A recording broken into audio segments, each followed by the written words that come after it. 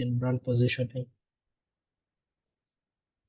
Visibility and brand positioning. This is the third of the series. Among the series that we are running, which is the Assek Learning Week that has been happening from Monday. We started with a few sessions. One is the sustainability, the other one was financial and procurement management.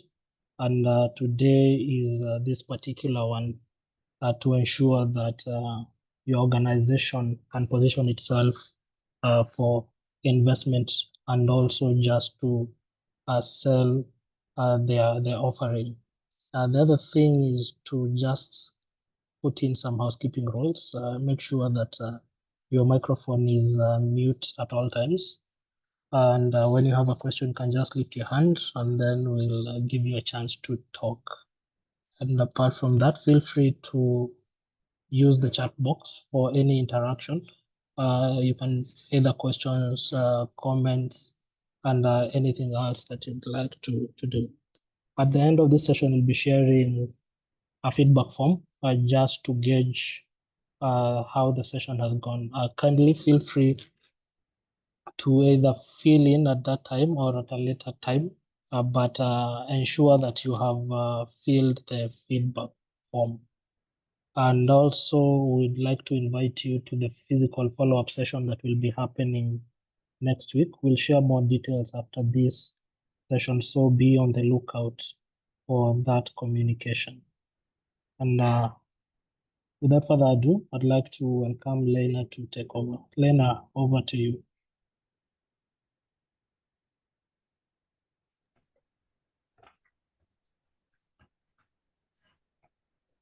So yeah, hi everyone again. My name is Lina. I am the Lina Uwiti. I am the community lead here at Kayana. And yes, I will be taking you through this session today on branding and brand visibility. So allow me to share my screen with you guys.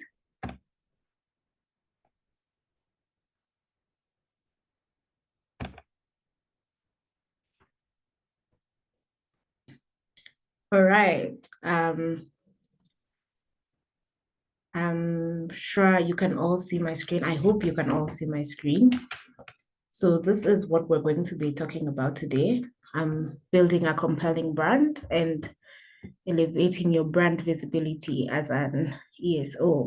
But before we begin, I'd like all of us to introduce ourselves. We can go through like a round of introductions, and then we continue with the session. So I have introduced myself, so I'll pass it on to someone, and then that someone will pick someone to pass it on to until we finish, right? So I'll pass it on to, let me pick someone from the chat. I will pass it on to Zephon Makali, yes.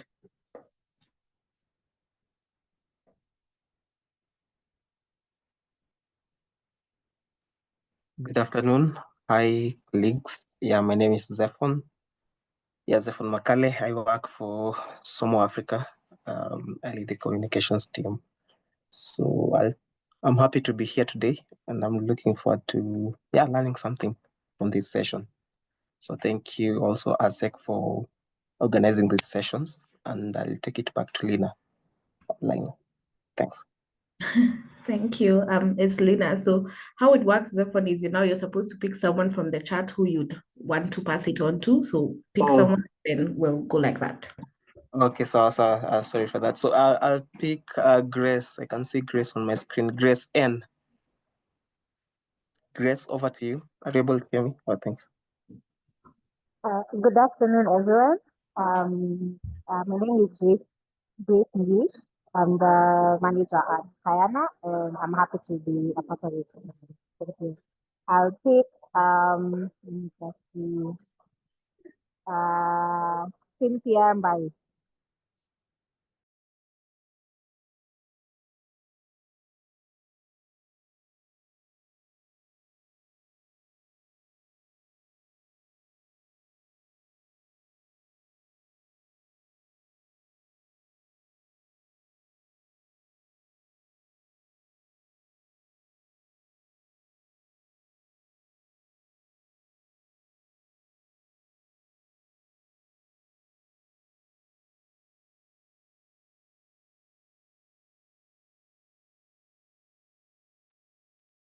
I think, Cynthia, if you're speaking, you're on mute. We can't hear you.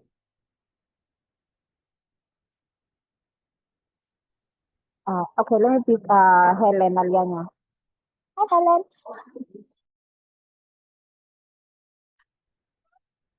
Hi, Grace, and hi, everyone. My name is Helen Alianya. I'm the CEO and founder of VivaNet Solutions Limited. We are system integrators specializing in audiovisual technology. I'm happy to be here. Thank you.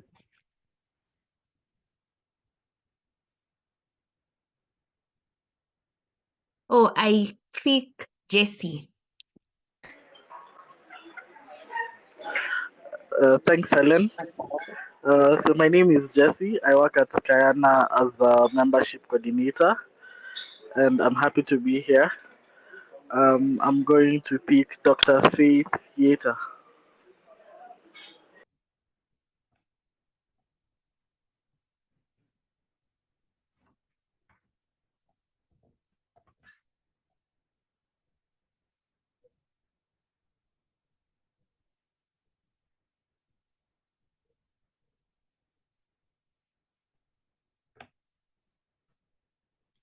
If Faith is not able to speak, maybe Kevin Okwako.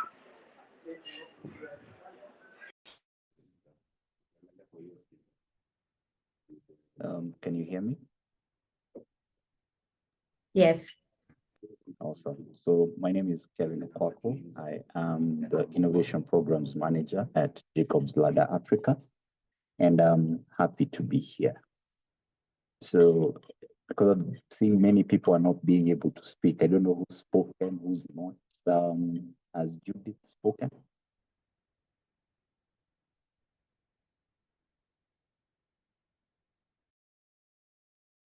Hello. Hello. Can you hear me? Yes. Yes. Yeah, my name is Judith Biaki from Bonel Solutions Limited, a renewable energy company.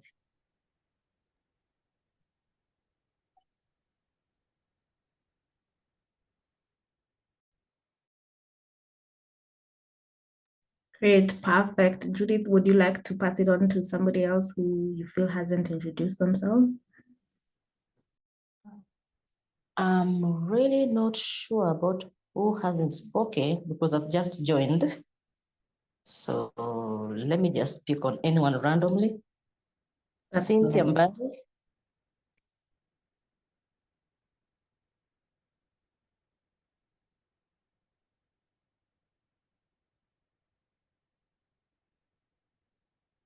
Cynthia.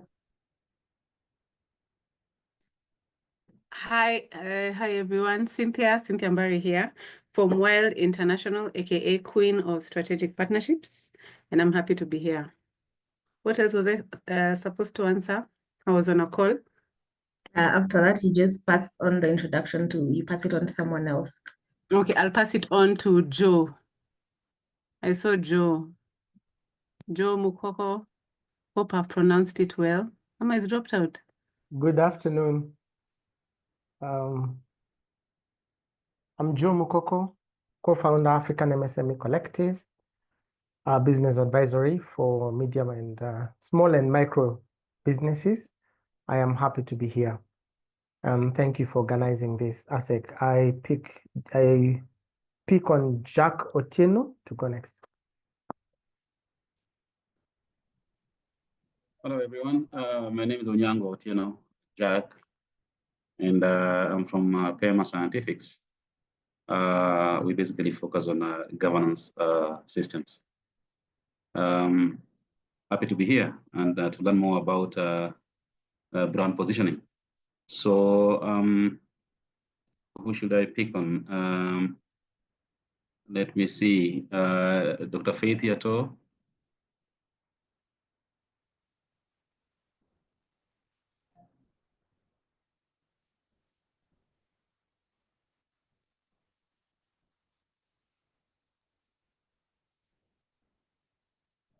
I think she was picked on and wasn't able to speak.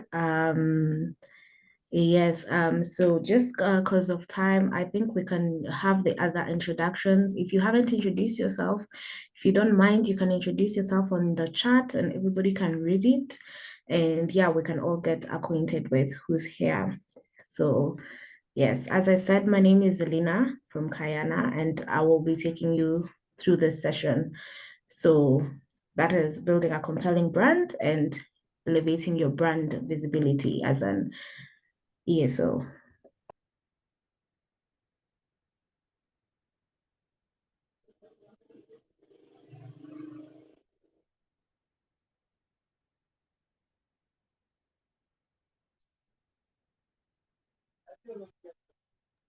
All right, so I'd like to confirm that you can all see my screen. I could probably get the thumbs up to that if you can.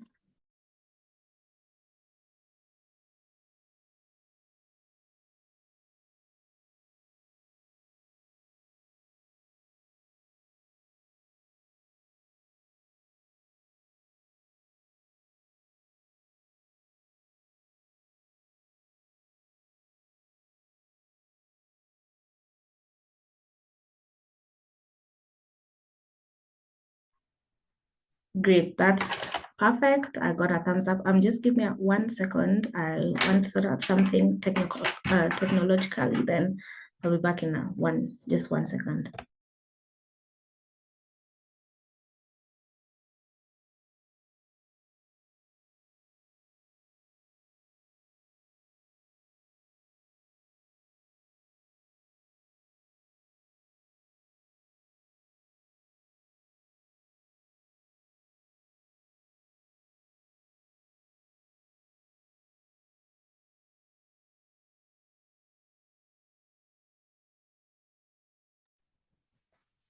All right, so we're going to be talking about brand visibility. So think about, I'd like you guys to think about any brand you know. What makes you recognizable or memorable? What sets them apart for you? Can somebody answer any brand? It could be any mainstream brand. When you see them, what makes you think, oh, this must be that brand? Anyone?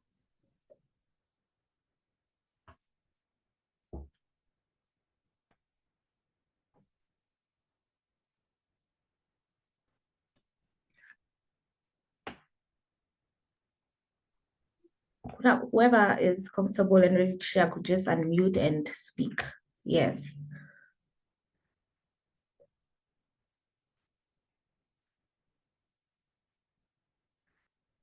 Okay, if there's no one, I'll go first. I think the first thing that comes to mind is probably Coca-Cola.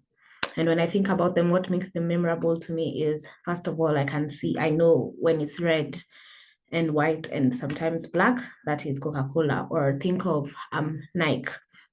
When I see the tagline, just do it, I know that is Nike. So those are brands in the first instance I can think about those are the things that makes them memorable to me, just visually first, aside from everything else that they do for work, right? So and exactly that's what we're going to be talking about today. So that's brand visibility. And this is how often your brand is seen and felt in the marketplace. It's what makes you noticeable as a brand. What makes you recognizable to people? What makes you memorable? What makes you stick to their hearts or their minds that they can keep thinking, oh, if I need this person comes to mind first against everybody else that could probably be offering the same product or the same service. So yes, that is brand visibility. And why it is important. So brand visibility is important because it differentiates you in a crowded market. It sets you apart from other people. When your brand is visible, when people can remember it, when they can recognize it apart from, in a group of many others who do the same thing, that's your uniqueness, right? So that's what makes them come to you first, and it differentiates you from everybody else. There's a reason why you use one SIM provider and not another one. There's a reason why, even for bread, you know, there's this example I like when people talk about businesses, starting businesses, and they're like, there's so many bread brands on the shelves, so there's space for everyone. But there's a reason why when you go to the supermarket, you pick, for example, I don't know, Superloaf against all the others that could be there, or you pick another one against all the others that could be there. So what makes you unique? What sets you apart? What's your unique value proposition? So that's one of the reasons why it's important. Secondly, it's very important because it builds brand recognition and credibility. So it makes you credible. It makes you a person people can trust, right? A person that people can recognize and can be recognized in many places, that can be talked about by people in many places. And then, yeah, and this ties on to the third point, which is it builds trust. And this is building trust amongst current and potential clients, investors, and any other stakeholders that could be interested, you know, in your organization.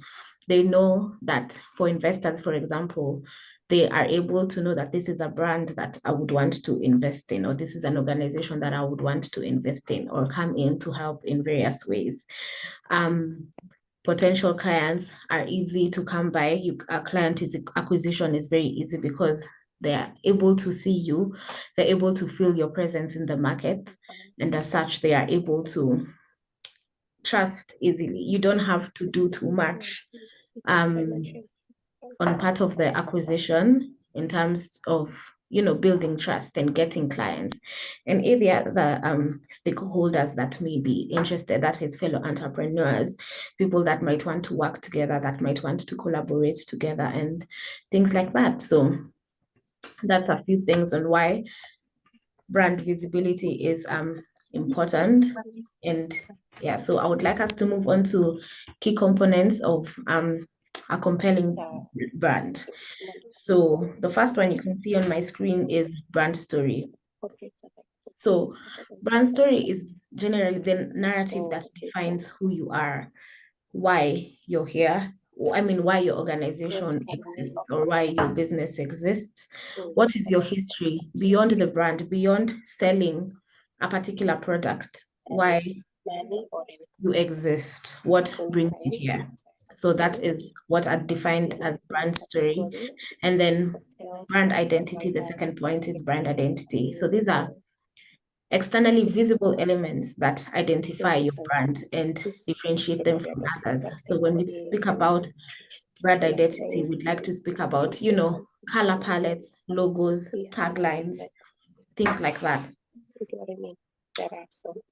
I don't know if there's someone who hasn't muted their audio.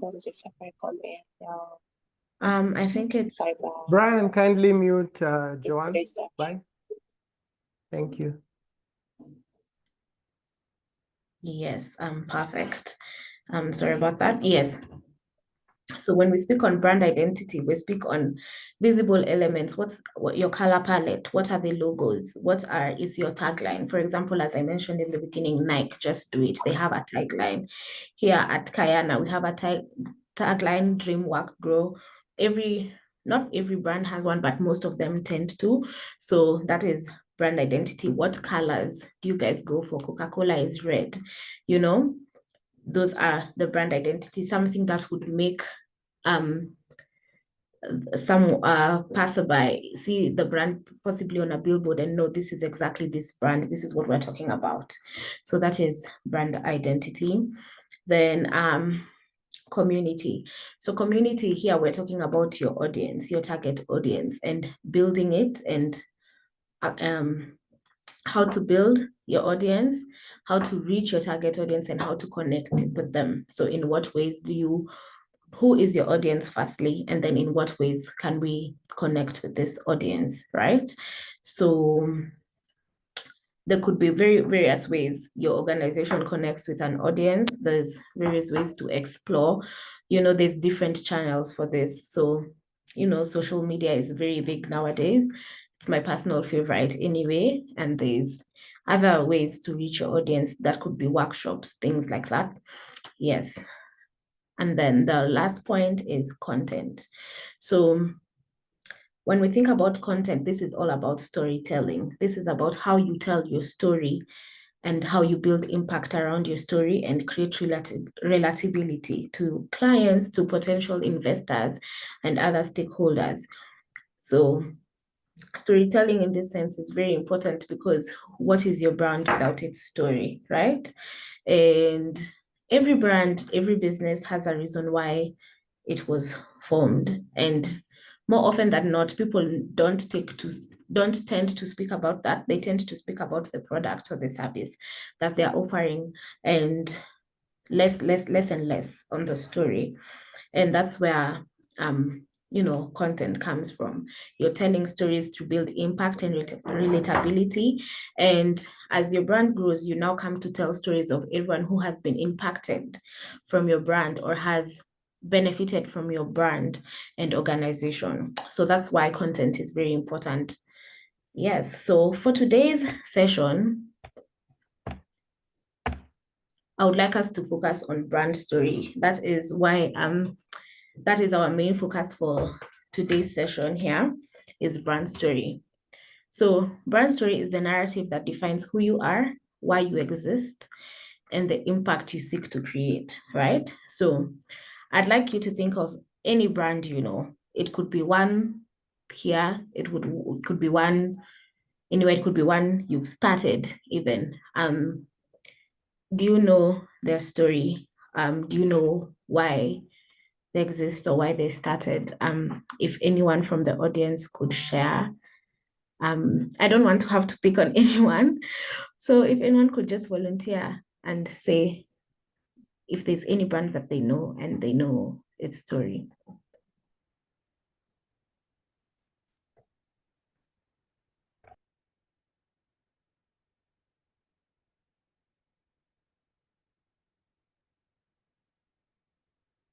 Okay, if no one, I'm going to first pick on my colleagues to help me with this one. So Geoffrey, I don't know if he's still here or he's dropped out. Is there any that you know and you know its story? Or their why, let's put it like that, why they started? I would say Busu Naturals. I've interacted with the founder for a while. I know her background and how she started the business.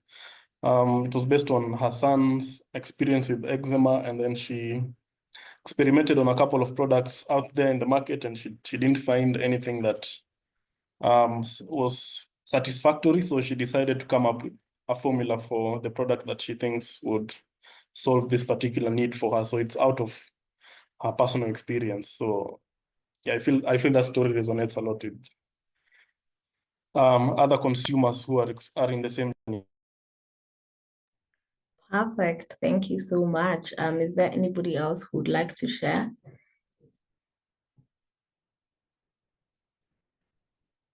All right. If no one, I will share my own story. I have started a business before. Okay, not before, it still operates, and we sell plus size clothing. And the reason why we sell plus size clothing is because I noticed a need in the market. Anytime I'd dress up or wear something, people would be like, oh, where did you get that? Where did you get this for caviar ladies or bustier ladies or ladies who are a bit bigger will struggle in getting clothes in store? So I thought about it and I created a curated experience where these ladies would come, buy, shop, and have something that is tailored towards them. So the reason why the business exists is to serve those kind of ladies, to create a space for them, to make them feel accepted, to make them feel that they can come and shop with no stress and to get their items easily. So aside from filling the obvious market gap, there was a why the brand started and why the business started, right?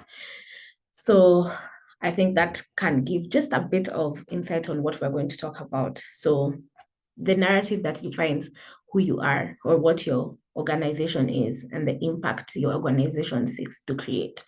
So you may be sitting there and be asking yourself, why is this important? So more often than not, people tend to remember how you make them feel, right? People, if you think about something that has happened in your life, you may not remember who exactly did what, but you remember how it made you feel, right? So yes, so this is why we talk about this, why it is important, because we want to build that emotional connection with our audience. We want to build on the authenticity, right? What makes us different? Why we started this organization is different from why this other organization started.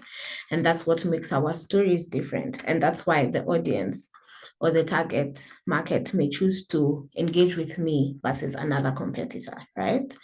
And then also, it inspires action, it motivates your target audience and stakeholders to engage, to want to support, to invest. Because more often than not, when we know the story of something, we want to support and invest, right? We want to engage. Like, as Geoffrey said, the business he spoke about target was inspired by a child who has eczema, right? So many other people who have been affected or know people who have been affected are able to just use this as a unique selling point that the founder founded this business because of a child who had eczema. So your child might also benefit, right? So inspires action, makes your target audience and stakeholders. Stakeholders want to know the story more often than not before they invest, before they put their money somewhere, or before they invest in many other ways other than money, right? Before they sponsor your events. If you host any, they want to know what is the story behind this? What is the story behind this event, right? So the next point is that it builds trust. So that is, it fosters credibility and builds a loyal community. You want someone who will stick with you and only you, even if they go and try other products, other services, they end up coming back to just you because maybe your story is unique to them, right? And then it increases relatability. So this further humanizes your brand, right? It humanizes your brand, makes your brand known. It humanizes your brand in that it makes your brand feel less like a brand, but more like a person. I don't know if that makes any sense. Somebody they can relate with, somebody they almost feel like they can even talk to you if your brand could talk, right? And our brands do talk in the stories we share and the things, in the stories we share, in the content that we share, content that we've just spoken of, things like that. So that telling your brand story further makes your people feel like they can engage and they can relate just by how human you've made it feel and how you've made them feel. You've made them feel included, right? So that's why brand story is important. So the key elements of a brand story would be origin. So this is the why. We often find people asking you, what's your why? Why do you do what you do? If you sit down and think about, the job you're in, the organization you are part of, or the organization you support, or some of the things that you do in a day-to-day basis, why? What's the basis behind it? So, right, so that is your why. What is the origin story of this brand? What is the history behind the product we see today? Why was this product formed and what's the formulation of it? Then we go to the purpose. So the purpose, this focuses on the problem you are seeking to solve. This particular product or this organization, who is it for? Firstly. Secondly, what problem has this organization noted that it seeks to solve? Right? And then thirdly, we have values. So what are the principles that guide this organization, right?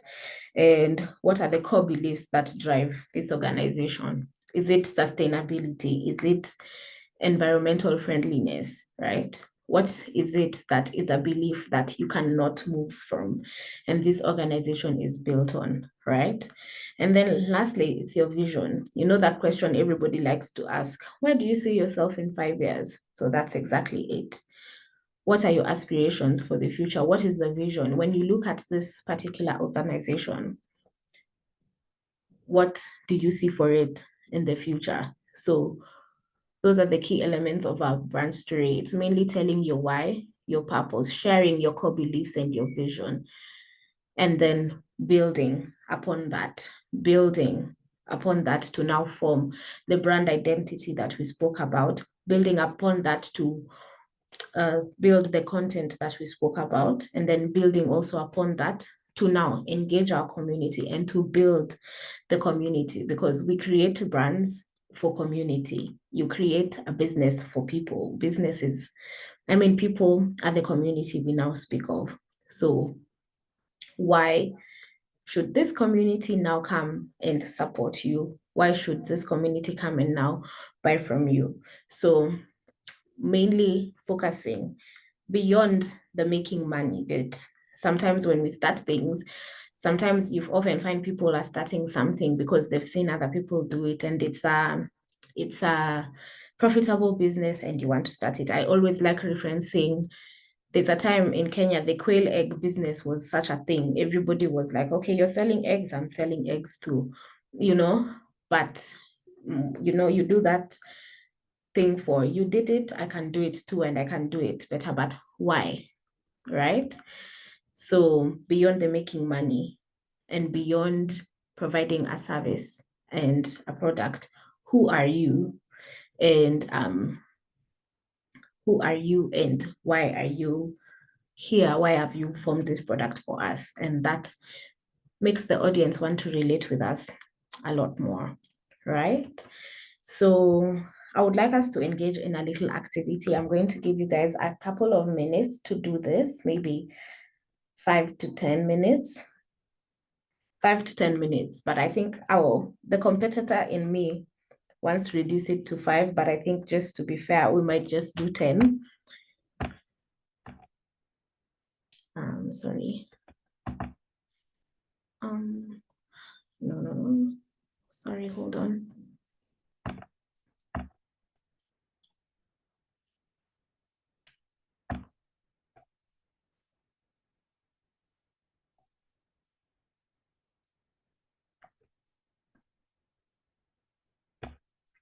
Yes, sorry. So this is our interactive session, and this is what we're going to be doing today. So I want you to, we're just going to do this individually. And then when we come back from the 10-minute time period that I'm giving you guys to do this, I'm just going to pick on a couple of people to tell us what they would have come up with. So I want you to come up with an organization in real time, or it could be an organization or a business. I want you to come up with it in real time. And this is an organization aside from the one you are part of. I want you to come up with something new. You can even give it a name if you'd like, right? Come up with something new that's a product or service, right? Give it a name. And then now you're going to come back in the 10 minutes. I want you to think about what is the origin of this organization. So what's the why behind the organization? What is the purpose of this organization? What problems is it seeking to solve? What principles guide the organization, i.e., what are the values behind the organization, and where do you see yourself going? So what is the vision for this organization, right? Then after that, you're gonna think about if your organization was a person, how would you describe them? How old are they? Are they young? Are they younger? Are they older? Are they, in their 30s? What's their personality like? Are they strict, mature? Are they fun? And what are their interests? This person that you've come up with, what do they like to do? In fact, if your organization was a person who in history, or who is a person that you look at to, that you would say, this is the person my organization embodies, right? So I'm going to give you guys 10 minutes to do this. I'm going to leave this up on the screen so that you can refer to it. And then when we come back, I'm going to pick on a couple of people who can now tell us what they've come up with. Yes. Thank you.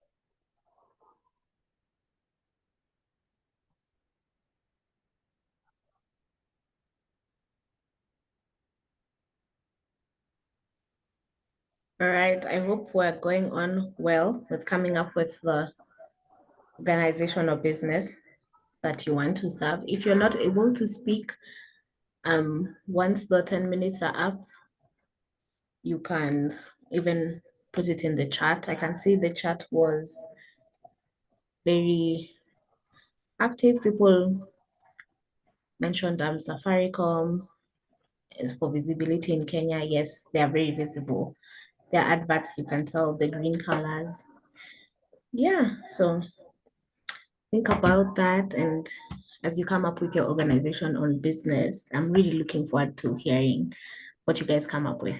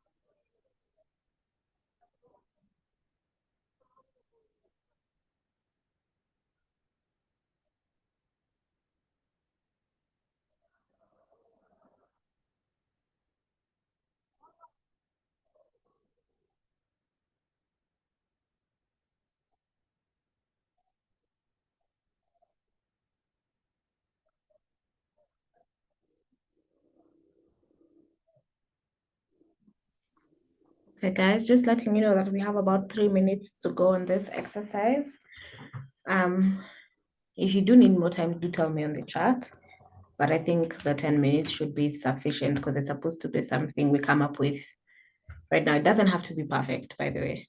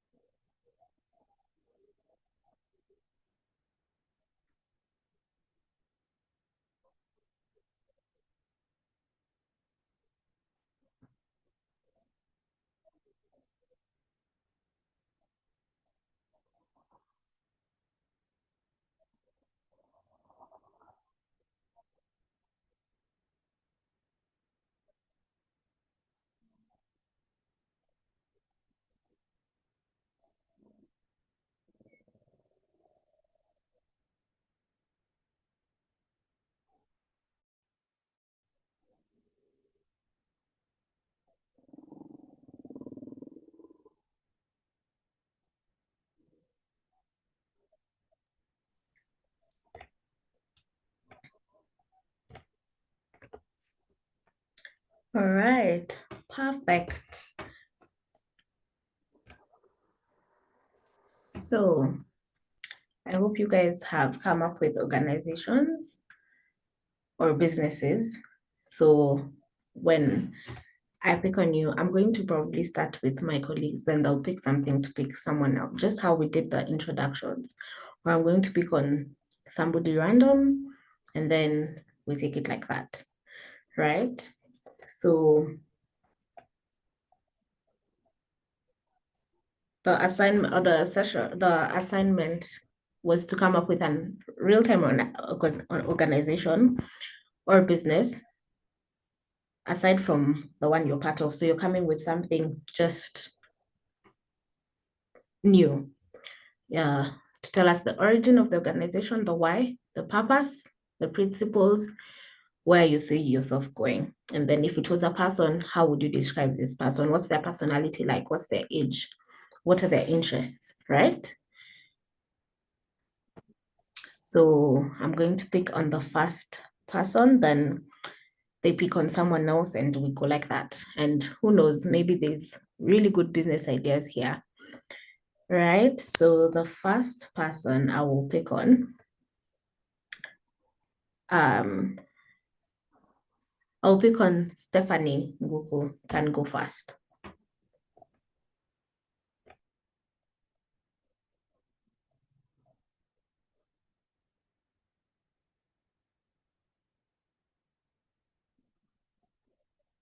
Stephanie. If not Stephanie, then Judith can go. Okay.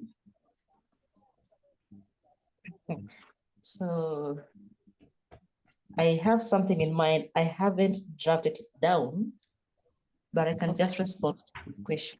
Yeah, that's fine. I will talk about a company by the name Bonel Solutions, which is a renewable energy company. So I'm going to use one of their products known as the fireless cooker. It's like a basket which is insulated to be able to retain heat up to a maximum of 8 hours. So the purpose, okay, this fireless cooker, it's trying to solve the problem, especially when it comes to the rural women or the urban slum dwellers when it comes to consumption of cooking energy. So, because most of them, they tend to use firewood for cooking. And the fireless cooker tends to help them to minimize the use of firewood as well as charcoal because it is not safe for health. So when it comes to multitasking, it helps them a lot. They can as well go to the farm while their food is cooking slowly without burning inside the basket. And there is no smoke, so it is environment friendly. Yes, let me say environmental friendly as well. And also there's no burns. No child can get burned because the food is inside the basket. And it also retains heat for a long time. So the kids, when they come from school, when the mothers are in the farm, they can find the food still hot or warm. So they can eat warm food without necessarily warming it on the jiko or firewood. And then part of it, I've already mentioned the principles that guides it. It's all about protecting the environment through not cutting trees or burning charcoal, among other things, and it is also eco-friendly. So where do you see yourself going? Okay, so the vision is to reach 1 million plus rural people into the adoption of clean cooking technologies, a shift from traditional to modern cooking. I'm done. That was perfect. That was perfect. We can give her, yes, the party favors in the chat. That was perfect. Thank you so much, Judith. So yes, that's a good example. We were able to see the origin, the purpose, the problems they were seeking to solve, the principles, or what the values that guide them, environmental friendliness, child safety, things like that, and their vision, how many people they hope to reach, right? So I'm going to pick on somebody else.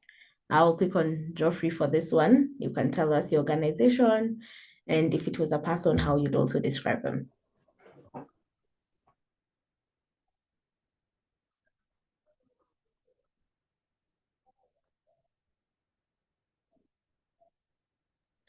All right, Geoffrey is not available, so we'll pick on Wangari. She can go right now.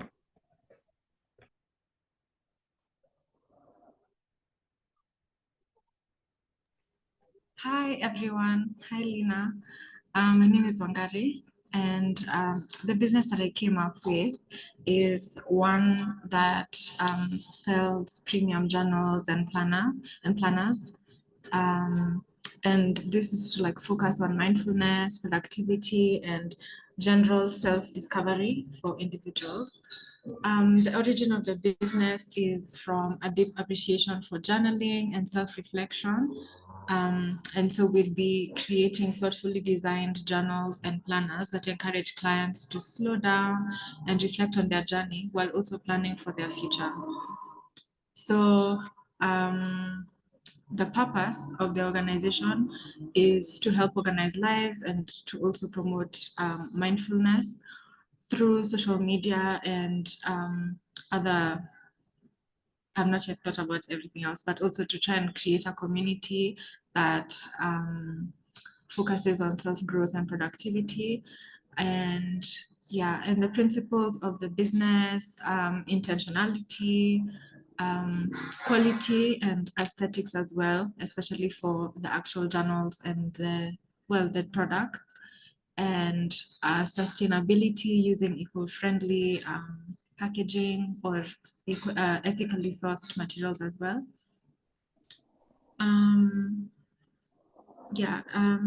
If the organization was a business, how old they are, I would say maybe around 24 to 30. Still someone who is a bit young and trying to navigate their day-to-day lives and trying to discover themselves. The personality is someone warm, introspective, and driven, and someone who is a mix of, I guess, an old soul almost, and a go-getter, someone who wants to plan for their future. Interest loves intentional mornings or evenings where they get to cater to themselves and individuals, and they're passionate about goal setting, self-improvement, and wellness. Yeah. Yay, thank you. That was perfect. We can get some party favors in the chat for her. So she's come up with a journal business, a business that sells journals, and the purpose, and we have clearly seen the purpose of it, the principles that guide it, where she sees it going. She's even now added the part for how old are they, what their personality is like, warm. So this is meant to show us, the tone of your business, who it tends to serve by saying how old are they? They're a bit young. So we're targeting people who are 26 to 35 maybe, or younger, people who are in school, what their interests are like. People maybe who have a lot of stuff going and they want to get themselves organized. I'll also read one from the chat which has just come in now, so that we can include people who are not able to speak. So Olan Fisher says, I have just thought of an agency. I would name it Virtual Lions, a hub for professional virtual assistance services tailored for large organizations. Many companies struggle to find highly skilled virtual assistants with modern capabilities, including expertise in AI-driven productivity tools. Virtual Lions would bridge this gap by sourcing jobs from both local and international organizations, ensuring businesses get the best remote support while empowering digital professionals. The future of work is virtual, and Virtual Lions would be at the forefront of this revolution. So that's his business or agency idea. So could get some party favors for him in the chat. That's really, really good. So we can see his why. His business is built on the fact that many companies, he's seen, they struggle to find highly skilled virtual assistants with modern capabilities. So he's seeking to bridge the gap, right? So this is the problem that he is solving, okay? And then there's principles that guide his organization, right? By just keeping it virtual and making sure it's virtual because the future of work is virtual, right? Where he sees himself going, I don't know if it touched on that, but he was mainly seeking to keep it virtual. And that's also at least where you see yourself going sometimes doesn't have to be necessarily targeted by the number of years or the number of people you seek to reach. It could also be what technological advancements you seek to incorporate in a certain business or organization in a year, but in a period of time. So from here we can see, he wants to incorporate AI, or he wants to keep it strictly virtual, right? And he wants to make sure businesses get the best remote support while also empowering digital professionals. So also that goes back to the purpose and, the principles, empowering young digital professionals, right? So that is a business from the chat. So if you're not able to speak, I'd like to encourage you that you can also let us know in the chat if you come up with anything. That would be fine. I would like to do a couple more. I've seen Joe Mukoko, if you can go. I've seen you're very active with giving people their flowers. So you could read us yours so that we can give you your flowers too. Thank you, Lina. Let me give you your flowers before the end of the session. There are your flowers. Good. So I came up with a business, Honey for Life. It's an apiary business. We are having a challenge. 80% of our honey is imported. We only produce 20%. And bees are very important for crop production, fruit production, and any other production related to vegetation. We have been cutting down a lot of our forests and trees, and it is affecting pollination. So our honey yields will never go up because the bees are not getting enough food. What we seek to do is to create an army of beekeepers, to keep it real. So developing apiaries across the country in collaboration with farmers, helping them plant trees and giving them kits. They produce the honey, then we will take the honey from them and make sure that we can be able to throw it in the market.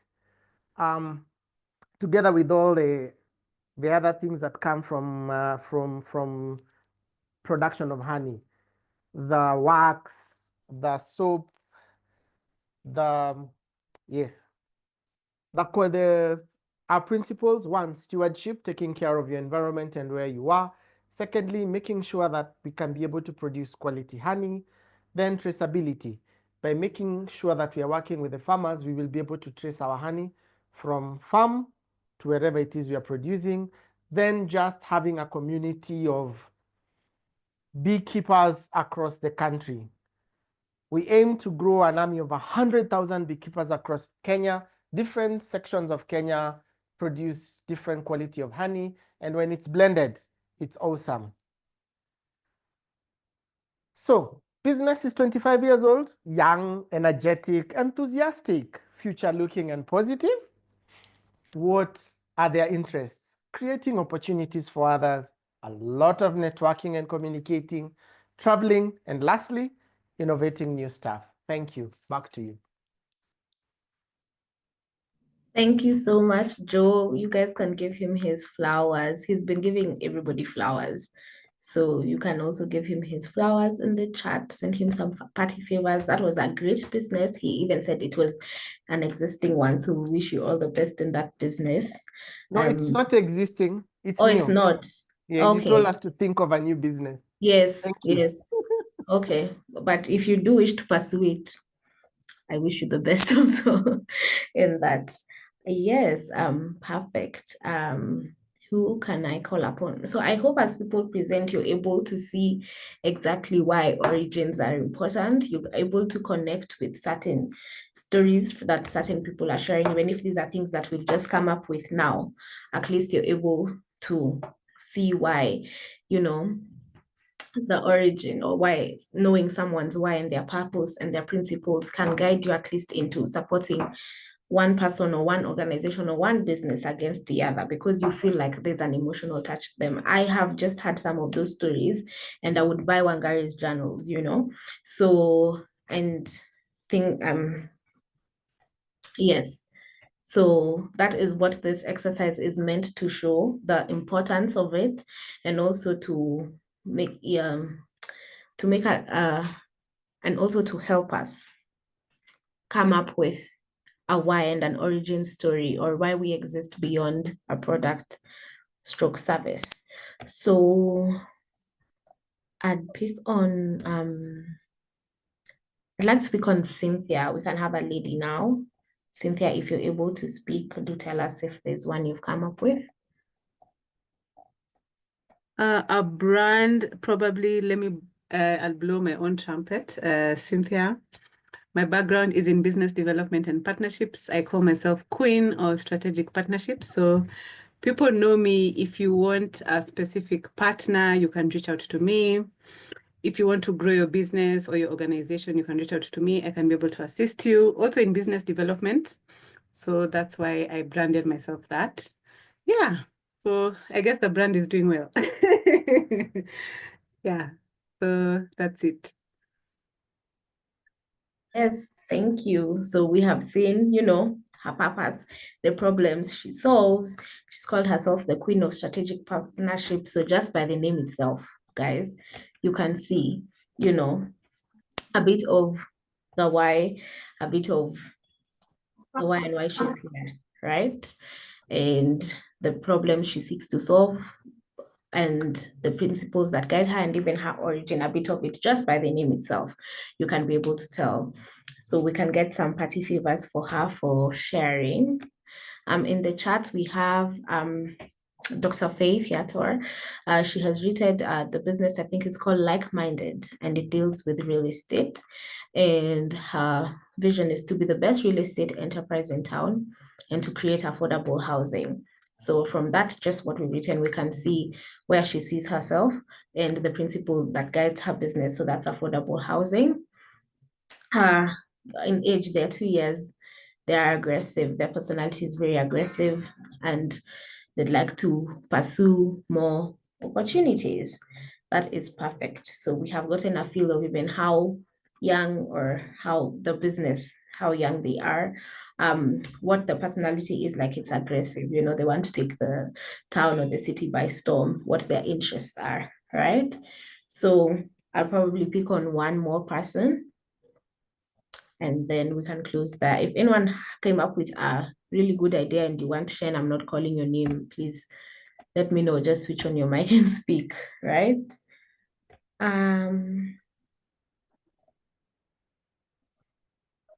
Okay, hi Lina, I could go. All right, hi, go ahead. Yeah. So mine is an organization. It's called Pwani. Just came up with it now, the name. So in terms of the story behind it, my journey began in Tana River, where I spent 2 years working as a volunteer teacher. And then this really helped me to witness the first-hand challenges faced by students in terms of limited access to quality education and exposure, especially to diverse career paths. So that's why we exist, is to unlock the potential of young people, to inspire them to dream bigger and equipping them. So currently we are based in Mombasa. Core values are driven by integrity, excellence, collaboration. What else? Where do we see ourselves going? Our purpose or vision is to develop resource centers that provide young people with access to skills, life skills, mentorship opportunities, and educational resources, which basically complement what they receive in their schools. So in terms of age, we are 16, very ambitious, creative, resilient. Our interests, we love to create platforms where people can thrive. Yeah. Thank you so much for sharing and for volunteering to share. I really appreciate that. That was really, really good. So from that, we were able to see her origin, why she started it, the purpose of the organization, the principles that guide her. She mentioned integrity, where she sees herself going, You know, how old are they? They're 16, young and vibrant. You know, what's their personality like, right? So I hope from this session, you are able to get a feel. If we have one more person who would like to volunteer, that would be great. You can just unmute yourself and start speaking if you'd like to volunteer. Hi, Lina. Hi, go ahead. Yes, yeah, thank you. So my name is Paul, and the fictitious organization that I came up with is called the Ripple Effect, akin to what the late Wangari Maathai used to call the hummingbird effect. So the origin, so this idea is born from a deep-seated belief in the interconnectedness of humanity and the power of small actions to create lasting change. The purpose was to address the growing global issue of food insecurity by empowering local communities that are able to build sustainable, resilient food systems. Some of the principles and values that would guide such an organization's existence and even growth into the future would entail values such as sustainability, where we would hope to prioritize long-term solutions that minimize environmental impacts. We know where we are at that with global, climate change and what have you. Then, of course, there's also the need for equity. So this would ensure that there's equitable access to resources and opportunities for all members of the community. We'd also need to espouse collaboration by fostering strong partnerships with local farmers, NGOs, and government agencies. Second, lastly, would be the need for transparency. And this would require us to be able to operate with honesty and openness in all our endeavors. Last but not least would be empowerment, which would then empower communities to take ownership of their food systems in order to drive their own solutions. So what is our vision, or where do we want to drive to? We are envisioning a world where every community has access to nutritious, affordable, and locally grown food, and where food systems are resilient to environmental and social challenges. Then the last aspect of that was, suppose the Ripple Effect company were a person, how would we describe them? They would be having the mind of a wise elder. They would have the patience and the nurturing personality with a deep understanding of the land and a strong belief in the power of community. But therein lies the point. You notice that I say that they would be a wise elder. That does not necessarily underscore their age. We want them to be young because we want them to be, in existence for the longest, so that they can, remain in existence to drive positive change in the world. So the age here would be young and vibrant with a long history of community engagement and a bright future ahead. Thank you. Oh, thank you so, so much. That was brilliant. I'm even shocked that you came up with that just now. That was really, really nice and very detailed, right? I really love that, actually. The intricacies in such a short time has blown me. So yeah, thank you. So from his organization, we're able to see, I like how to say when he said his organization is a wise elder, but that doesn't mean they're old. They could be a young person because they want it to exist for a really long time.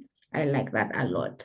So I feel like now people are more obliged to share. I don't want to pick on a person, but if you want to share, we could have one last one or two people to share. You can just unmute yourself and go ahead.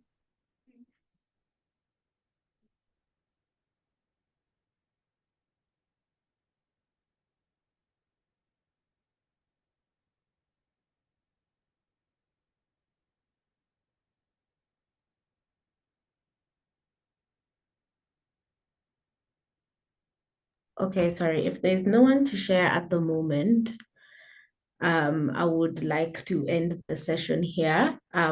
Please note that we will be going deeper at the physical session next week. So we'll be going and touching into the other areas of brand visibility, what we spoke about, brand identity, community content. We'll speak more on that at our physical session next week. But yes, I would like to thank you all for joining and being here.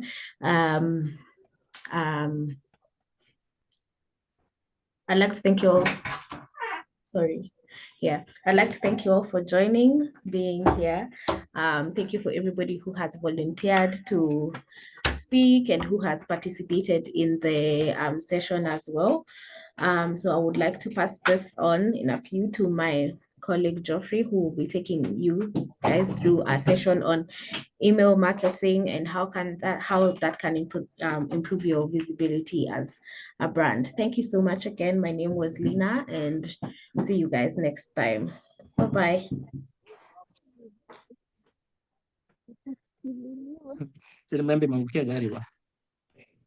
Bye, thank you. mpaka gari imetoa nduru.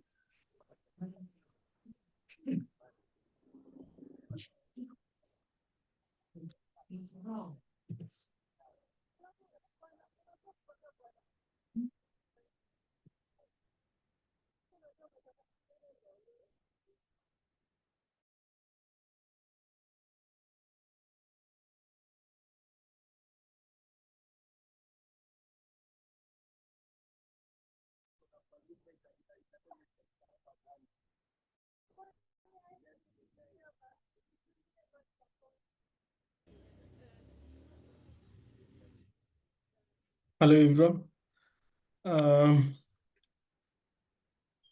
I'd like to request the host to allow me to share my screen. Geoffrey, you have given Nico hosting rights. Okay.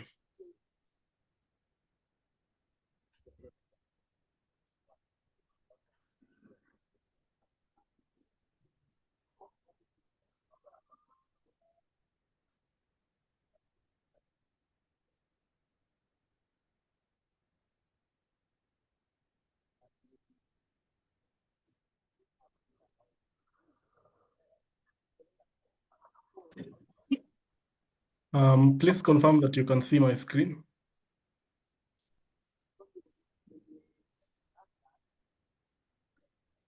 Okay. Just as an introduction, my name is Geoffrey Musiega. I am the communications lead at Kayana, and I'm also part of the team that implements our projects here.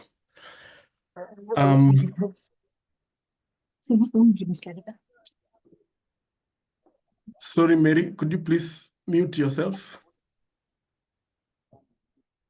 Okay, thanks. Yeah, I want to take you through email marketing and how you can use it to enhance your brand visibility as an entrepreneur support organization. And Kayana being one of such organizations, email marketing is a crucial part of our branding because we use it to communicate our brand value and what we have to offer our entrepreneurs, so the people in our community, as well as the organizations that support us. To start with, let's just quickly define what email marketing is and what it can do for your brand. Email marketing is the process of targeting people. So you have this particular audience that you've established over a certain period of time through a mailing list. So we call that a mailing list. These are the people that you communicate with via email. And you target them with emails to share specific information. And for you as a business or as a brand, your goal is to maybe convert, which is usually the main goal for most businesses, or grow your revenue or share information. So this is your goal as the business. But for the audience, for the person who's reading your email, their goal is to gain valuable information that will allow them to solve a particular need. So you're basically offering them value. So this is the most crucial bit of email marketing. It's to offer value to whoever is consuming the content that you're sharing. I've looked at Assek's, I think it's a monthly or bi-monthly newsletter. And as a brand, as Assek being a brand, it's very informative. I am able to pick a lot of information from that newsletter. And I feel like that's also part of Assek's brand and being an association that supports ESOs like Kayana.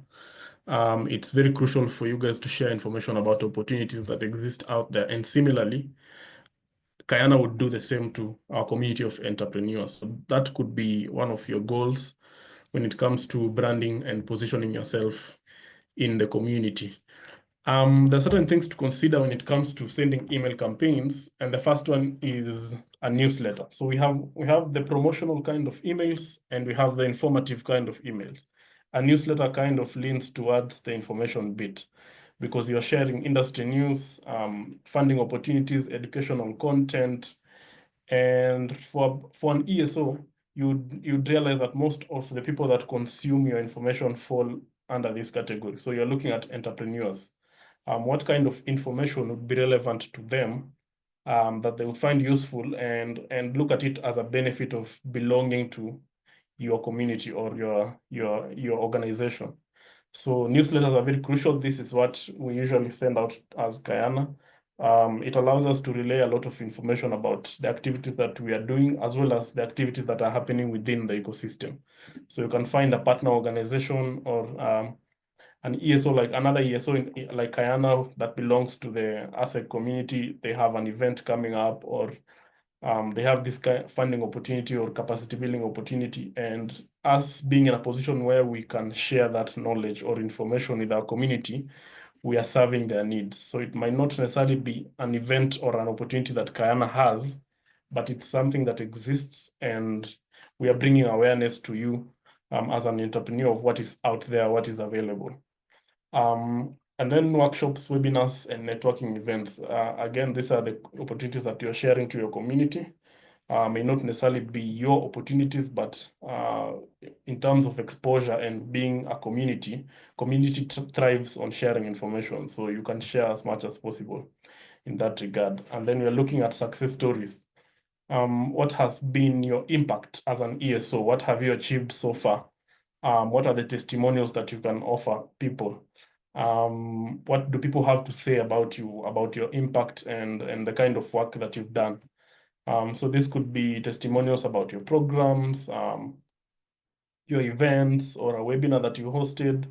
Any activity that you're engaged in, it's important for people to know that there's impact at the end, and this is the kind of thing they should expect when they sign up to your activities.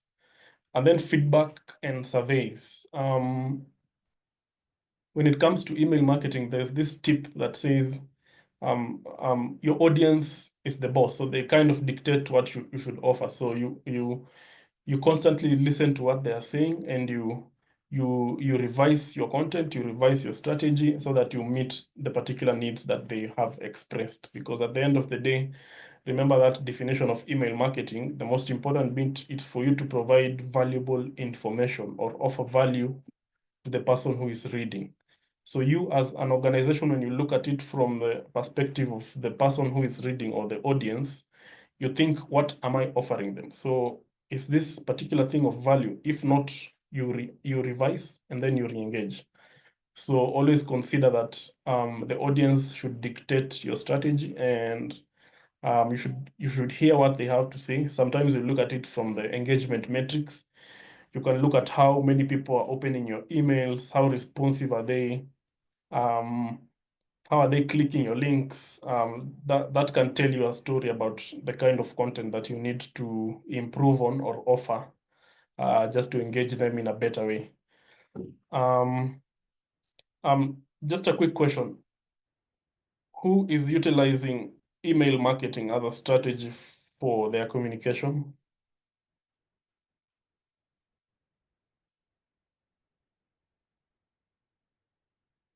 You can feel free to, yes, Zephron, you can unmute.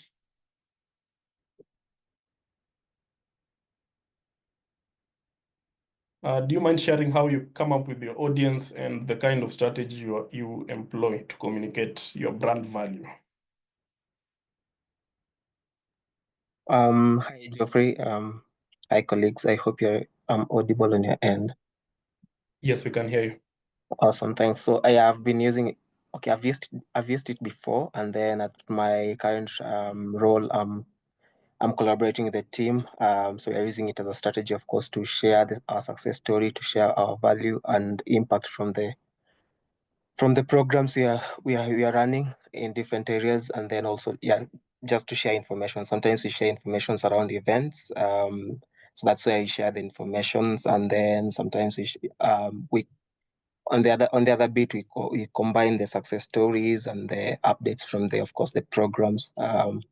So also to share, we share it with our audience to get more support, and also to increase our credibility as a brand. So majorly it's around of course sharing information. That's one of the aims, and then also getting more support. That's another aim. And around target audience, of course, it's some of the people who are, of course, who champion our cause of empowering entrepreneurs from marginalized areas. And then, of course, that's like one of the target audience. And then we have another target audience of the community, the people or the entrepreneurs we support in different communities. That's another target audience we have. There's supporters, there's a community, there's the people in the ecosystem also. It's part of target audience we target with the email campaign. Perfect. I like what you've said about credibility, because when you are not a product-based business like most ESOs are, or like Kayana is, your credibility would come from impact and the kind of things people have to say about the services that you've offered. So it's very crucial for you to constantly speak about what you do and also demonstrate it by sharing the testimonials of people and the success stories. So that's a very crucial element of your email marketing campaigns, being that you're a service-based organization like Kayana. And then just also being in a position where you can attract potential partners, because people would see what you're doing, and they would look at ways in which you can collaborate, or the ways in which they can support you. So it's important again for you to keep talking about it. And then one thing to consider, and we'll look at it later, is I've seen Assek respond and say their newsletter is bi-monthly. That would be the frequency of how you send your campaigns. And again, you would look at how your audience is responding, and look at the content or the information that you have to offer. For most organizations, a monthly newsletter works, or in other cases a bi-monthly one, like Kayana as well. Ours is bi-weekly, but your strategy should be informed by what you have to offer, and the kind of content and value that you have to offer, because in a month, certain things could have happened that you feel it's important for me to share this with my audience, or it could also take longer. And for some organizations, within 2 weeks, they have something because they've done a project, or they have something to speak about in the ecosystem. So it just depends on the content that you have to offer, and the response that you're getting from the audience. And that is part of your strategy when it comes to having an effective communication strategy. Next, I would like to look at brand positioning within an ESO in the context of email marketing. So the first thing is usually the vision and mission. If I were to open your email without looking at who sent the email, or looking at the person who is trying to communicate, I should be able to relate it to your organization. It should communicate your vision and your mission. So your email should echo your organization's commitment to fostering entrepreneurship, which is basically our goal as ESOs, because we support small businesses, and that message should come out clearly in all our marketing strategies or communication strategy. Also social media, whichever strategy you employ, that mission should come out clearly. People should know that this particular organization can support me in XYZ. So your messaging needs to be clear, and the audience should easily see that vision. So whenever they interact with your emails, they should be able to see Kayana has this to offer, and this is how I can benefit from maybe becoming a member, or participating in whatever activity they have to offer, or taking up this mentorship opportunity. So whatever it is you're doing, vision and mission must come out clearly, because that's basically what you're selling. You don't have a physical product that you're selling. You're selling yourself, you're selling your service. So your mission and vision must come out very straight and clear. And then authority in your niche. Maybe you're offering a particular service or in a specific area or certain kind of expertise. That also needs to come out clearly, because we have ESOs that support tech startups. We have ESOs that offer capacity building in certain regards, like say accounting or marketing, or bookkeeping or financial recording. So your expertise needs to come out very clearly, and you have to demonstrate it so that whoever is interacting again with your email, they can see you're offering value. Curating content around your expertise is also important, because you can't be a jack of all trades. You can't have everything to offer. You have to specialize in something, and having an organizational mission and vision already establishes you in a particular segment. So you need to lock in and focus on that niche, and also communicate that very clearly with your audience so that you're known for something. I saw Stephanie Nguku on the call, and when immediately I saw her name, I can associate her with a particular thing, because the way in which I have interacted with her before, I know her as an expert in a particular field. So that is how I perceive her. So if she were to communicate with me through email, and it's about that particular issue, so we're talking about pitching for investment. If she were to send me something regarding that issue, that area of focus, I would know, I would have a conviction that this is someone who is good at what she has to offer, and I would quickly consider it. So that expertise is usually very important. In you focusing on the things that you're good at, or the things that you have to offer, is important to separate you from the crowd, because people receive lots of emails. I was reading somewhere that the average person would receive up to 120 emails in a week. So already you're competing with so many other brands, so many other people are trying to communicate via email. And for you to stand out, the only way to do that is to offer value. Yeah. And then next, we are looking at community building. One of our core pillars at Kayana is building a community where entrepreneurs can engage each other, they can network, they can get to learn from their peers or the people that came before them, the people that are coming after them, because knowledge is transferable in whichever way you look at it. But we are trying to form a community that encourages collaboration. We like it when we hear organizations working together to achieve a particular goal. So highlighting that you as an ESO, you're building this community of entrepreneurs, you're giving your audience something to feel safe about. It's not, I don't feel like I'm isolated or I'm targeted. I feel like I belong in a community where I'm being served by this particular organization. Fostering a sense of belonging. Yes. So this can position your brand as not just a service provider, but as a community hub. It's not just that we're having a business transaction, which is important, of course, and is the end goal, but you're also encouraging me to realize that I belong in a certain community where I could potentially get collaborations, I could gain in different ways apart from maybe signing up for a project or a mentorship program or something. I belong in a certain community where I am understood, where I can relate with other people. As a business owner, I feel included. If we are in a position where we are curating a certain program, or we are coming up with certain strategies to help entrepreneurs in Kenya, I know that my voice is heard and I'm included in the strategy. For instance, looking at how AI is quickly taking over the world, and tech startups are running the race to keep up.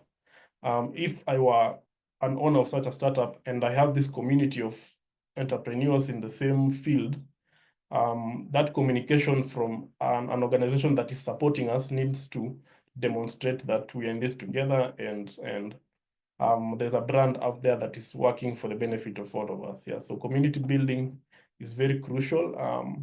It helps to keep your people engaged and also foster collaboration. Do we have any questions before we continue?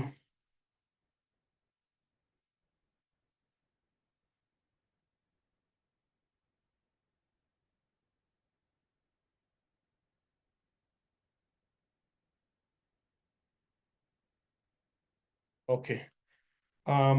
Next, let's look at how email marketing can enhance your brand position and visibility. I think the first one, when you have a consistent email marketing strategy, say every other month you're sending out an email to your audience.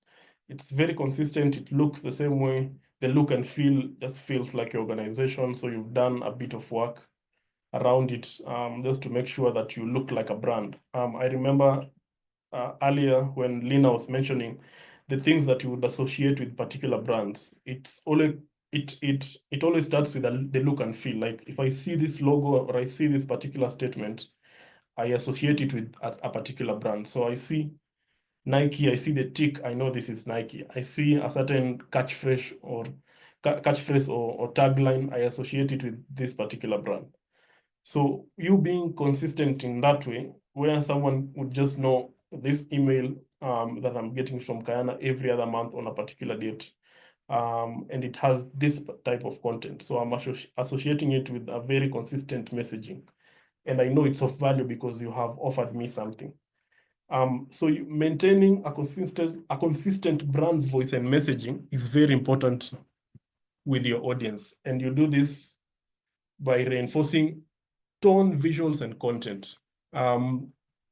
If I were to see an email somewhere and I do not know who sent it, and I look at it, like I can tell apart an Assek email from another email that is not from Assek, just because of how consistent they are with their formatting, their tone, their visuals. I can just tell it apart from the crowd because I have seen it so many times and that image has stuck.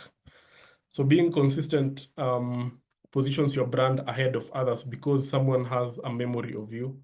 And the minute you offer something and I have to pick between you and another brand, I'm more likely to lean towards the brand that is familiar. So it's very important for you to maintain that consistency in your messaging. And then it allows you direct engagement with your audience. So one thing that email marketing has over social media is you as the sender is in control of your messaging and how far and wide you want your content to be. Social media relies on algorithms. Today it can work for you, tomorrow it may not work for you. You can find yourself saying something controversial, you get cancelled. So there are so many ways in which other marketing tools, digital marketing platforms or tools are different from email marketing. And the best thing about email marketing is it's entirely up to you. You are the curator of the message. You decide how you want your content to look like, and you are given a fair chance because your emails will be sent to everyone. So if someone chooses to open it, to click on a link to read it, that's entirely up to you and the kind of content that you have relayed. So that can work in your advantage if your strategy is good and if you've curated your content in a way that benefits the audience and it shows that you have value. So personalized communication reinforces your brand position, building trust, making it a valuable interaction because the recipient of the message feels like you're talking to them specifically and not your 10,000 Instagram followers. So it allows for a personalized touch with your audience. And then demonstrating value by showcasing your expertise through valuable content. I think we've touched on this a little bit. And then positioning yourself as an authority in the field. So people know you for a particular thing. And if I'm ever in a position where I'm thinking about getting that service, I think of someone. There's someone already in mind that I have shortlisted. Yeah, and then because I have seen they offer value and they have been consistent with their touch points, so that I have associated them with that particular thing that I'm looking for.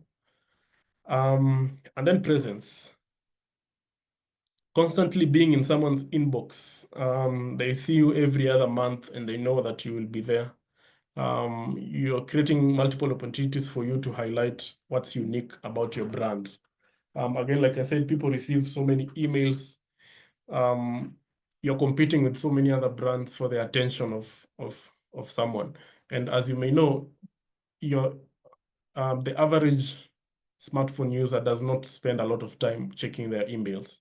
That's something that I would do 2-3 times a year, not a year, sorry, a day, unless I know I'm expecting something. So if I'm expecting something, I'll constantly be checking my email. Other than that, it's very rare for you to find that someone is checking their emails as often as they would be on social media. So those are very different playgrounds.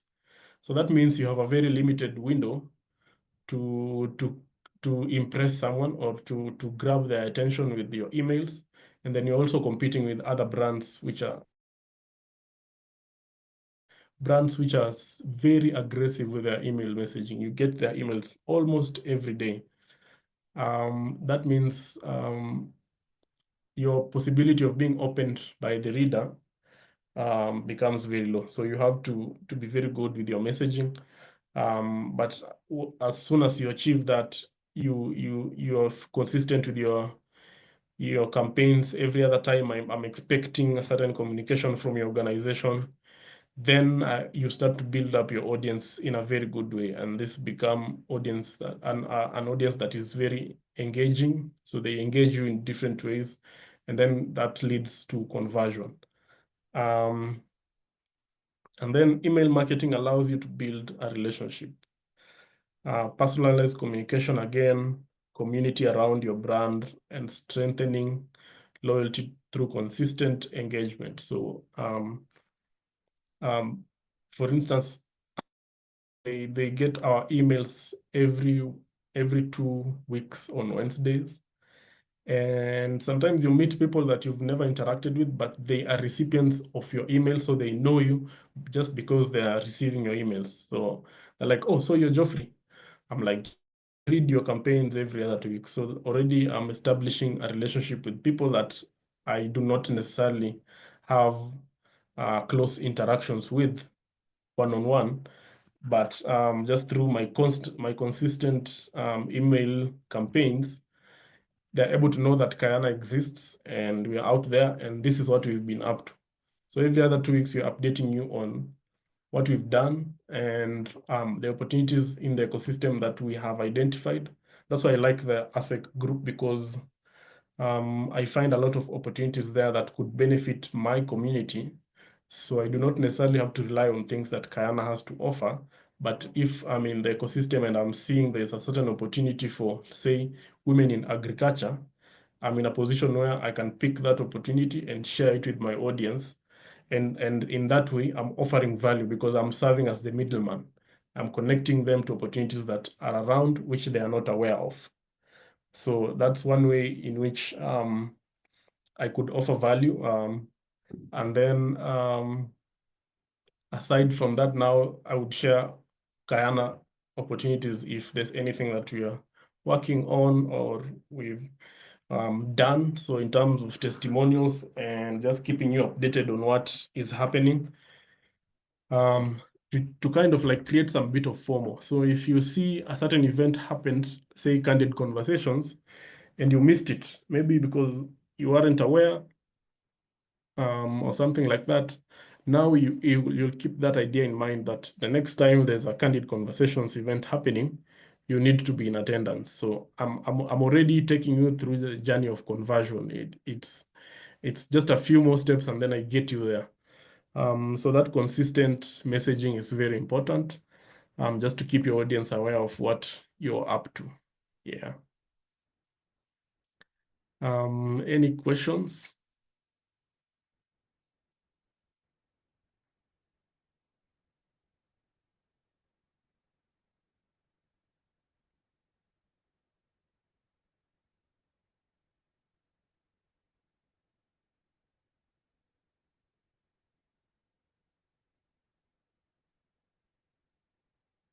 Okay.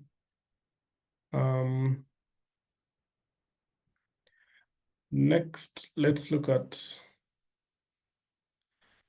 some of the tips that you can adopt when you're thinking about having an email marketing strategy and and or maybe you already have one, but you're trying to improve your strategy and make sure your campaigns are more effective. I think the first thing would be, when it comes to your audience, building a mailing list. That's where usually the journey begins. How do you come about your audience? How did you find these contacts, and how did you eventually end up adding them to your mailing list? And what kind of communication have you had with them previously? What do they know about your business? So understanding your audience is very important because it allows you to customize your campaigns to the benefit of the audience. So if, say, you're sending a cold email, so a cold email would be an email that you're sending to people who you've not made contact with before. So you're reaching out to them for the first time. What would that email look like? Is it an introduction? Are you trying to say, hey, lovely to meet you at a certain event. I'm from Kayana, or this is Kayana. Kayana does XYZ, and this is the value that you have to offer. And these are the different things, the different services that you have to offer. So is it introductory like that? Or have you already identified their interest? So for instance, I met you at a Candid Conversations event, so I know that's the kind of event you're looking for. You're looking for community, you're looking for a support system, or was it at a program? Did you sign up for a certain program? So I know you're interested in capacity building. You're looking for mentorship or coaching in a particular area.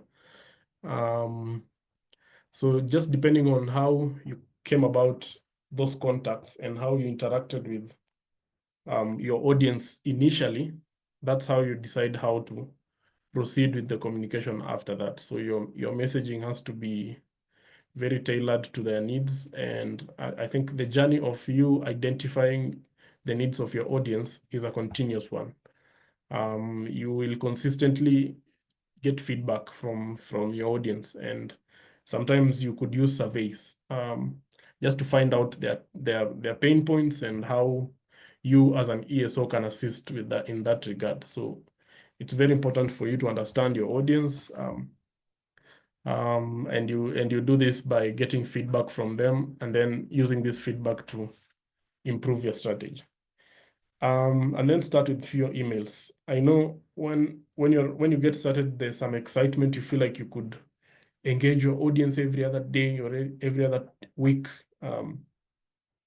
But the fewer, the better. It's always a good place to start when you're sure about your content. You are sure this is content that is valuable. And the next time you send another campaign like that, you make sure it meets the same standard.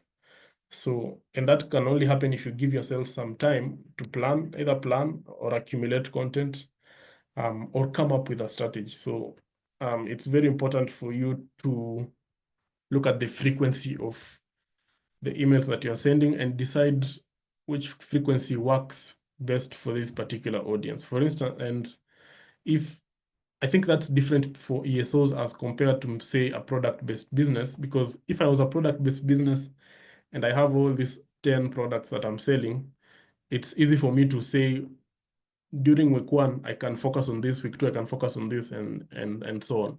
But if I'm an ESO, for instance, in a month, I know I would have done XYZ. For instance, I would have run this particular program or this event, and I know that in the quarter, we still have this, and this coming up. So I can share these opportunities, and also talk about what we had done previously. So you see that takes a bit of time.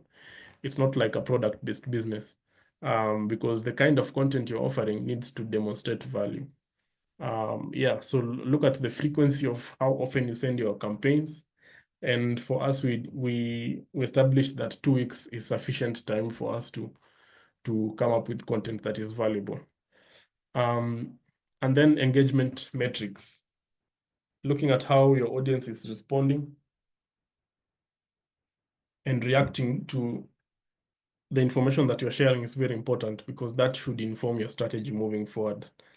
It's important in terms of branding, because you need someone needs to associate your brand with good attributes. I need to, when I think about your brand, I think good things. I think you're helpful in this, or I know if I need this, I can go to Kayana and get it. So that association with positive attributes is very important, and it can only happen if you constantly engage your audience and you pick up the feedback that they're offering you, and then you fine-tune your strategy so that you meet these expectations.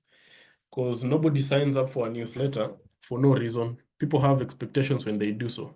Even you, when you sign up for a newsletter for a particular brand, when they ask you for your email and your first name and last name, and they say, can we be sending you our campaigns, and you agree, you already have certain expectations because you agree for a reason. You agree because you see maybe you'll benefit in this and that. So if that brand disappoints you, then you will either unsubscribe or will just be ignoring their messages. So you, as the brand that is reaching out to people, you also need to look at their responses, and then re-engage them in a different way while offering the value that they are looking for. And then consistency. If you're sending monthly campaigns, make sure every other month on that particular date you're sending that campaign, because again, people will associate you with that consistency or lack of. So if I'm only hearing from you once in every 6 months and I don't even know when I'll hear from you, I'm less likely to remember you as a brand. But if I know every first of the month or every fifth of the month, I'm expecting something from your brand, that consistency will help build your brand reputation. Because now I have something to look forward to as a consumer of your content. And then how do you improve your copy? Because at the end of the day, this is marketing copy. Given that you have an objective and you have something that you're offering. For most emails, the subject line is the thing that will determine if someone will open your email or not.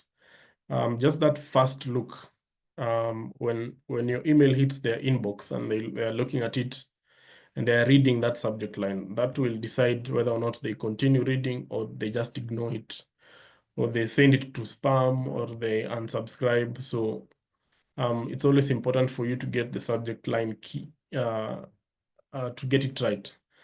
And one advice I would have when it comes to the subject line is to avoid clickbait. So I've seen brands that adopt this strategy where they write something catchy, but it's not exactly what they are offering. And then when you open the email, you are disappointed to learn that there's nothing there that was promised, because when you write that in your subject line, you're promising someone something. So if they open it and it's disappointing, you're likely to lose that person. So it's very important to be authentic, to be honest about what it is that you have to offer. You can write it in a clever way. You can write it in a catchy way. You can write it in an appealing way. You can make use of emojis. You can personalize. You can call people by their name, but just be honest about what you have to offer and be clear, because sometimes people like straightforward people. Yeah. And then personalize your emails. Yeah, I think we've touched on this a little bit. Just being making it feel like you're communicating to one person as opposed to 1,000 people in your email list, in your mailing list. Using people's names, identifying which needs they have, and then segmenting them in different categories so that whenever you're talking to a particular category, it touches on their needs. Yeah, this will help boost your engagement levels, and finally conversion, because conversion only happens when someone has seen that you're solving a particular problem. So remember that bit about offering valuable information that will be used to achieve a particular goal. So conversion only happens at that point. And then use clear and concise language. Yeah. No need to be fancy. using fancy fonts, just a clearly written and easy to read text is sufficient. You go straight to the point, you keep it brief, but not so brief. So also stuff like length matters. The look and feel is very important because that's how I'll associate your brand. If you see some art, if you go to PwC Towers in Nairobi, if you go to KLM offices, hi some Grace, of art. please mute yourself. Thank you. So people associate your brand with certain things. They could be positive or negative attributes. So it's important for you to make sure that your brand is not associated with negative things. So I'm thinking your content is not clear or your content is too long. Those are negative negations, and we want you to lie on the positive side. And then segment your audience. Putting them in categories where they fit, where their needs are best served, and then so that your messaging is very consistent and it touches on their points of needs. So you have a particular audience that you acquired for this particular need. You know that this kind of content it's more likely to communicate to them. It's more likely to be appealing. So you send them that particular content. But for other people, you also segment them in a similar way, and then you make sure that your communication serves their needs. And then A/B testing. A/B testing is where you test one strategy versus the other, just to see what works and what doesn't work. So this will happen in the initial stages. When you're starting out your campaigns or you're setting up your campaigns, you would notice that certain things are preferred versus other things. And this varies from audience to audience, from organization to organization.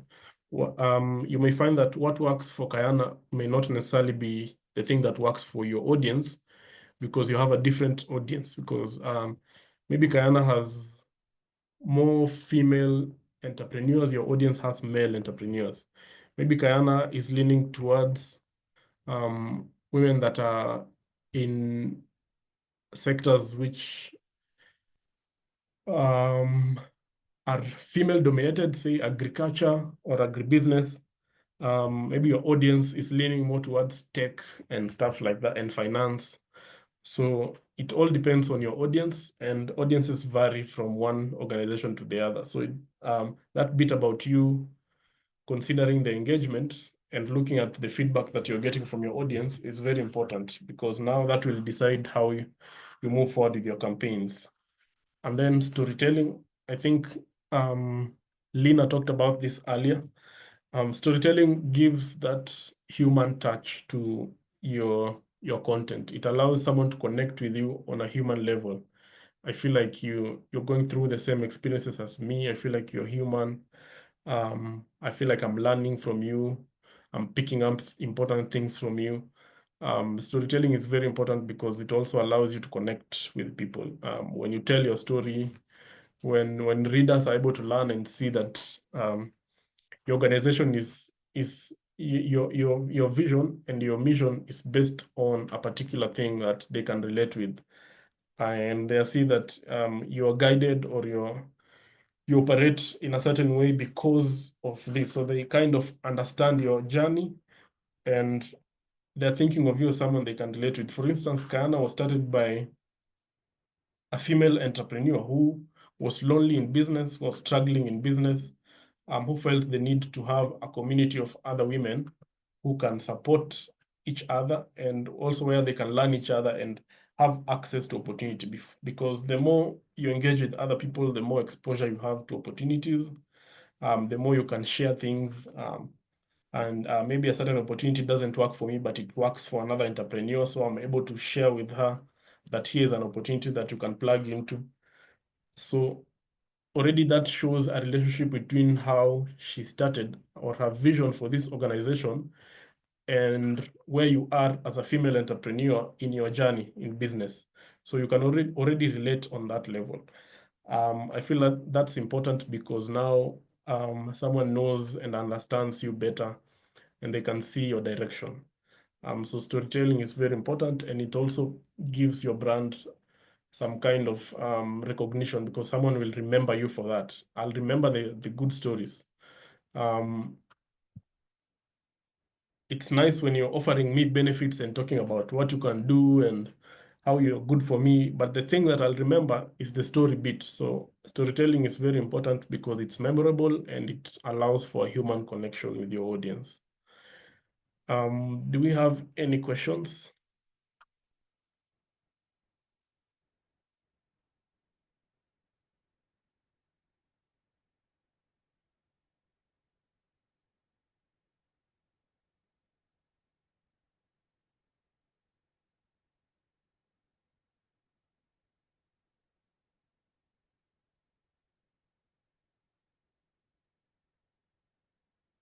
Okay, I think the last bit would be just sharing some resources that, okay, go ahead, Zephon. Hi, Geoffrey. Hello. Thanks.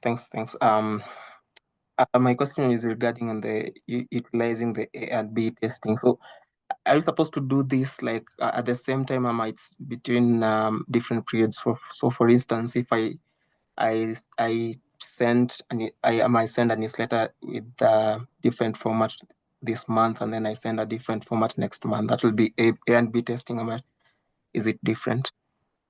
Yes. So what you do is you give yourself some time to look at the engagement and look at the feedback. So you can say, if this month I'm taking this particular format in terms of the content and the look and feel. So you've been very intentional on deciding these two things. So you're looking at this type of content and this type of look and feel. So look and feel is generally how it looks like, the wording, the visuals, the text, the colors, everything about the branding. So you've decided this month that's what you're going with. You send it, and then you see the reaction, or you see the engagement that happens. And then next month you pick the opposite of what you had intended. So maybe you had this other strategy for content and this other strategy for the look and feel. You pick the other ones, and then you send and you see. So just judging by the reaction and feedback, you can determine and say this kind of strategy works better than this one. And also it can take longer. I think testing is done, and I don't think you'd ever come to a satisfactory point where you're saying, this is what I'll go with for maybe the next 5 years. You would always evolve. So testing might take a bit of time, maybe even up to 6 months or a year, just for you to see exactly what is working and what is not working. But I think once you establish that A is better than B, then you stick more to A than go and try C.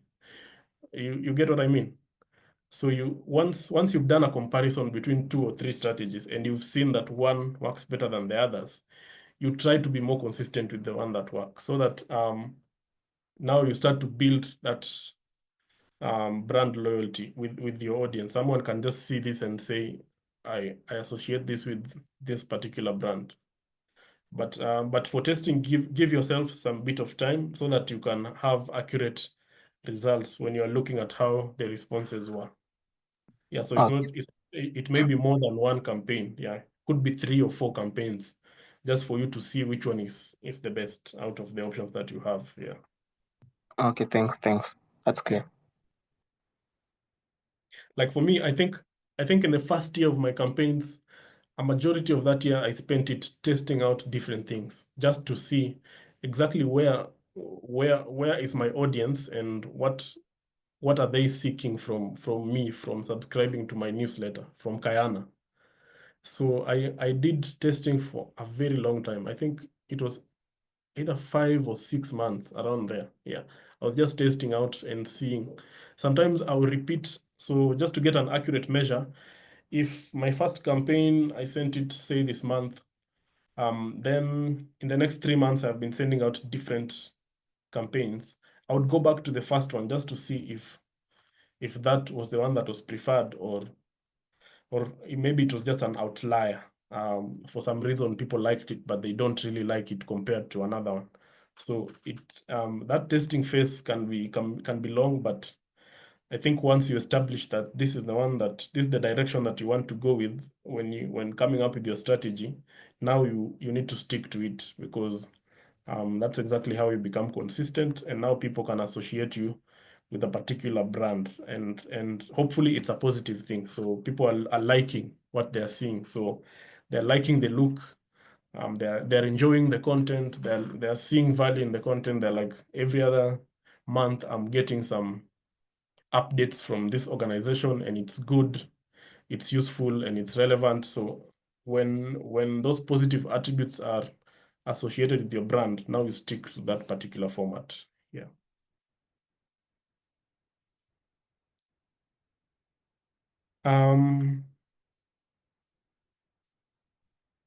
Lastly, just places where you can get more information on email marketing in case you're looking to start, or you've started and you're looking to revise your strategy and make it better. You can look at the email marketing platforms like MailChimp and HubSpot. They have a resource center where they share information and tips on best practices, and just helping you get your journey started with email marketing. And then based on your budget for this particular activity, you may also consider different platforms and look at which one is affordable or works for you. But most of them are fairly affordable. And then looking at the return in revenue, the return on investment, I think it's fair, because if you're paying, say, like MailChimp, you'd pay $20 a month for the platform. That's about 2,500.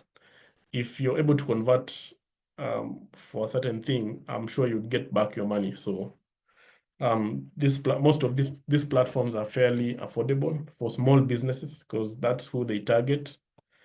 But you have options. If you have a better budget, then you can explore and see what you're looking for versus what's out there, and decide how you want to proceed.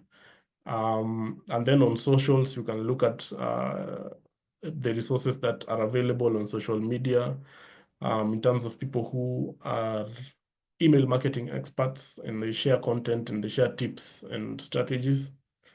Pick their brains, get ideas as you begin your journey. And also, as Lina said, we will discuss this more on the physical meeting. Yeah, this was just a start to kind of share something briefly about email marketing and brand positioning. Yeah. Are there any more questions?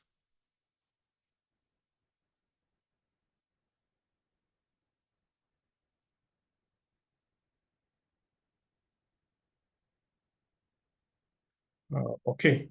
Thank you so much for participating in this session. I look forward to interacting with you guys more as we continue with the learning week and the physical sessions that will follow thereafter. But for now, allow me to hand this session back to the host. All right. Thank you very much, Geoffrey and Lina, and the whole Kayana team for the delivery. And we really look forward to more during the physical sessions that will be happening in the coming week. And that will be happening on 5th of February. We'll be sharing more information on that. In the meantime, I'd like you to share your feedback through this feedback form.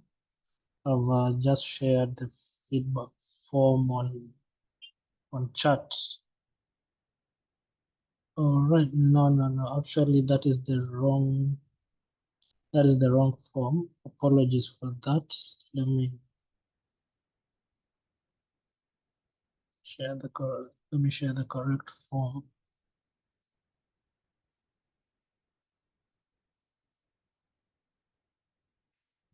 So here.